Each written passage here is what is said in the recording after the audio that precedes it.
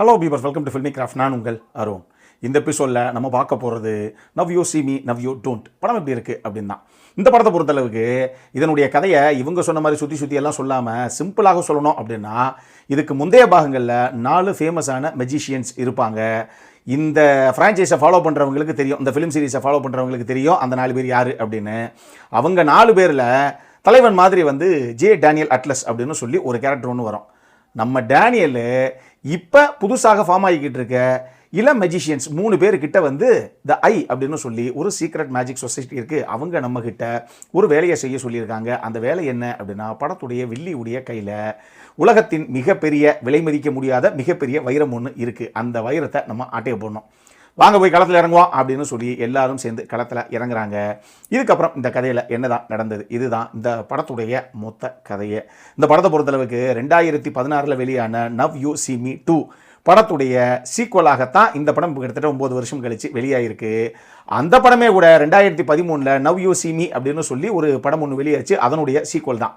இந்த முதல் பாகம் தாறுமாறாக இருக்கும். செகண்ட் பாகம் பார்க்கும்போது ஓரளவுக்கு இருக்கும், ஃபர்ஸ்ட் ஆஃப் அளவுக்கு இல்லைனாலும் பரவாயில்லைங்க அப்படிங்கிற லெவலில் இருக்கும்.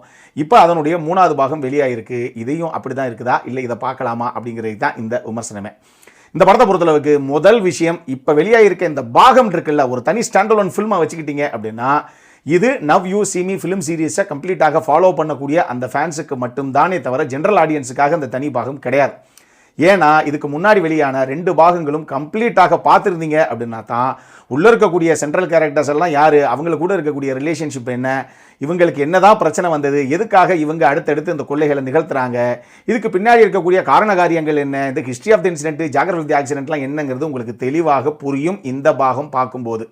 அதை விட முக்கியமாக இந்த முந்தைய பாகத்தில் ஒரு சில கதாபாத்திரங்கள் ஒரு சின்ன கேமியோ அப்பியரன்ஸாக இந்த படத்தில் அங்கங்கே ஒரு சில நபர்கள் வந்துட்டு போகிறாங்க. அவங்கெல்லாம் இந்த படத்தை ஸ்ட்ரைட்டாக பார்த்தீங்க அப்படின்னா, எங்க யார் இந்த கமலா, இவங்கெல்லாம் யார், என்னமோ தியேட்டரே பயங்கரமாக விசிலடிச்சு கைதிட்டுறாங்க அப்படிங்கிற மாதிரி ஒன்றுமே உங்களுக்கு சுத்தமாக புரியாமல் போகிறதுக்கு நிறைய வாய்ப்பு இருக்குது. இந்த படம் சுத்தமாக உங்களுக்கு எந்த ஒரு கனெக்டையும் கொடுக்கறதுக்கு வாய்ப்பு இல்லை. ஞாபகத்தில் வச்சுங்க, முந்தைய பாகங்கள் பார்த்தா தான் இந்த பாகமே உங்களுக்கு புரியும்.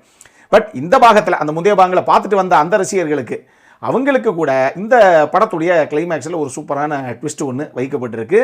இந்த பாகத்துக்கும் அடுத்த பாகம் இருக்குன்னு சொல்லி எண்டிங்கில் கடைசியாக ஒரு லீடு ஒன்று விட்டுருக்காங்க. இதையும் நான் சொல்லிடுறேன். இந்த பாகத்தை பொறுத்தளவுக்கு இதுக்கு முந்தைய பாகங்களில் நடித்த கிட்டத்தட்ட ஒரு 5-6 ஆர்டிஸ்ட் அப்படியே தான் வர்றாங்க. இந்த பாகத்தில் புதுசாக ஒரு 4-5 ஆர்டிஸ்ட்டை சேர்த்து விட்டுருக்காங்கன்னு வச்சுக்கோங்களேன்.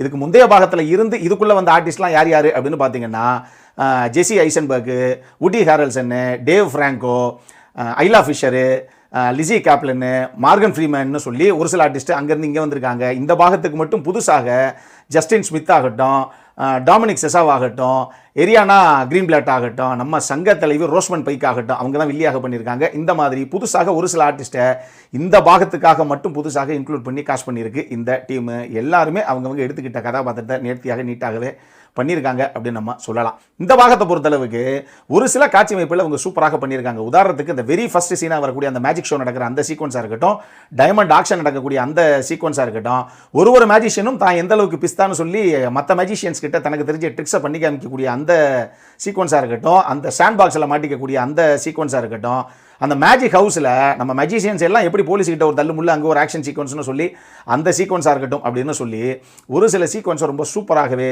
டெக்னிக்கலி ஹை ஸ்டாண்டர்ட்ஸில் அட்டகாசமாகவே பண்ணியிருக்கு இந்த டீம். இந்த படத்தை பொறுத்தளவுக்கு உண்மையாக டெக்னிக்கல் ஆஸ்பெக்ட்ஸில் இந்த கதைக்கு என்ன தேவையோ அந்த அளவுக்கு சவுண்டான ஒரு படத்தை தான் அவங்க ப்ரெசென்ட் பண்ணியிருக்காங்க. அதில் நம்ம மாற்றுக்கிறது கிடையாது. ஆனால் வெறும் டெக்னிக்கல் ஆஸ்பெக்டை மட்டும் வச்சுக்கிட்டு ஒரு படம் எந்த அளவுக்கு நம்மளை ஹோல்ட் பண்ணும் 2 மணி நேரத்துக்குங்கிற ஒரு கேள்வி ஒன்று இருக்குது இல்லையா? இப்போ நான் சொன்ன அந்த 4-5 சீக்வன்ஸ் போக இந்த கதை நெடுகளும் படம் நெடுகளும் ஒரே கான்வர்சேஷன் தான். பொதுவாக இந்த ஃபிலிம் சீரீஸ்க்குள்ளே ஒரு சில இடங்கள் அங்கங்கே காமெடியாக கன்வெர்ட் பண்ணிகிட்டே வருவாங்க. ஈவன் தோ அது கான்வர்சேஷனாக இருந்தால் கூட இந்த படத்தில் அதுவுமே பெருசாக மிஸ்ஸிங். 1-2 சீக்வன்ஸ் இப்படி கன்வெர்ட் ஆகுது காமெடியாக. பட் எல்லா சீக்வன்ஸையும் நம்மளால் சொல்ல முடியல. ஸோ குறிப்பிட்ட ஒரு 4-5 சீக்வன்ஸு 1-2 காமெடி சீக்வன்ஸு அப்படிங்கிறத தவிர பெருசாக எதுவுமே இல்லை. இவங்க அதை பண்ணுவோம் இதை பண்ணுவோன்னு ஒரே பேச்சு தான். வீச்சு ரொம்ப ரொம்ப கம்மி.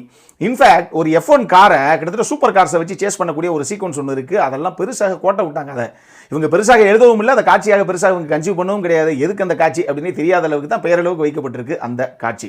இந்த படமே எங்கள் நோ லாஜிக் ஒன்லி மேஜிக் அப்படிங்கிற மாதிரி ஒரு படம் தான். ஏன்னா மெஜிஷியன்ஸு அவங்க பண்ணுற ட்ரிக்ஸ் மூலமாக ஒரு தடவையும் நிகழ்த்தக்கூடிய கொள்ளைகள், இப்படி தான் இதனுடைய திரைக்கதையை செட் அவுட் பண்ணப்பட்டிருக்கு. அதனால் இந்த மெஜிஷியன்ஸ் பண்ணக்கூடிய பல மேஜிக்ஸ் எல்லாம் லாஜிக்கெல்லாம் நாங்கள் பார்க்க மாட்டோம்னு வச்சுக்கோங்களேன். அதெல்லாம் கரெக்டு, அது மெஜிஷியன்ஸுக்கு ஓகே. கூட வரக்கூடிய கேரக்டர்ஸ் பண்ணுறதுல கூட நம்ம லாஜிக் பார்க்கக்கூடாது. அந்த அளவுக்கு லாஜிக்குங்கிறது எம்மி கூட இல்லாமல் நினச்சதெல்லாம் சினிமாட்டிக் லிபர்ட்டி எடுத்துகிட்டு சரமாரியாக பண்ணி வச்சுருக்காங்க இவங்க. அந்த விஷயமும் நமக்கு என்னவோ பெருசாக அந்த படத்தில் ஒட்டவே கிடையாது. என்னங்க இப்படிலாம் பண்ணி வச்சுருக்காங்க சீனை அப்படிங்கிற மாதிரியே நமக்கு பல இடங்களில் ஒரு ஃபீல் வரத்தான் செய்யுது. இதை தாண்டி ரோஸ்மண்ட் பைக்கெல்லாம் எந்த மாதிரி ஒரு ஆர்டிஸ்ட்டு அப்படிங்கிறது உலகத்துக்கே தெரியும்.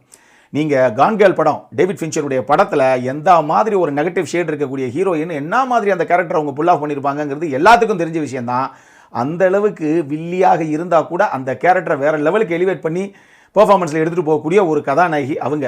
ஆனால் தலைவிக்கு பெயரளவில் தான் அந்த கதாபாத்திரத்தை எழுதியிருக்காங்களே தவிர பார்த்து வாங்க மேடம், மெதுவாக நடந்து வாங்க, ஓரமாக உட்காருங்க, எந்திரிச்சு லைட்டாக கேமரா பார்த்து பேசுங்க அப்படிங்கிற மாதிரியே வேலையை வாங்கியிருப்பாங்க போல தெரியுது. ஒரு ஃபோர்ஸே இல்லை அவங்களுடைய பெர்ஃபார்மன்ஸில். இன்ஃபேக்ட் அந்த கதாபாத்திரம் எழுதப்பட்ட லெவலே அவ்வளவுதான்.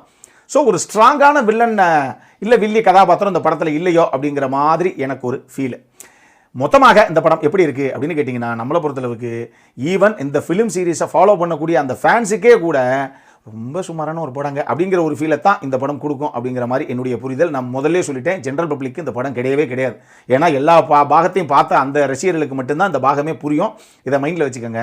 அடல் கானடை பொறுத்தளவுக்கு இதில் ப்ரொஃபானிட்டி இஷ்யூஸ் எக்கச்சக்கமாக இருக்குது. அதே நேரத்தில் ஒரு கிசிங் சீன் மட்டும் இருக்குது. இதனால் இந்த படம் UA 16+ மக்களே இதே ஞாபகத்தில் வச்சுக்கோங்க. இந்த படம் நம்ம ஊர் தேட்டர்ஸ்லேயே இங்கிலீஷ் சப்டைட்டில்ஸோட அவைலபிளாக இருக்குது. அப்புறம் என்ன, இதே மாதிரி இன்னொரு வீடியோவோட அடுத்த முறை உங்களை சந்திக்கிற வரைக்கும் இட்ஸ் அருண் சைனிங் ஆஃப்.